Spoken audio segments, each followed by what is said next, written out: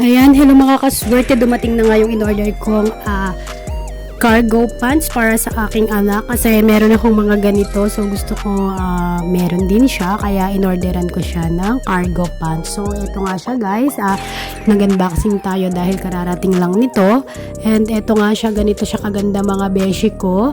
Ayan, nakikita nyo kulay gray ang aking binili para terno kami ng aking panganay na anak. So ayan, ganyan siya guys, maganda siya. Syempre garterize yung kanyang yung sa waist niya is garterize, plus meron siyang pang-adjust. Kung medyo payat yung anak is may pang-adjust siya. So ganyan yung tela niya guys. So far so good, maganda ang tela, sulit na sulit ang pera. So super affordable nga lang to, maraming sizes, maraming kulay.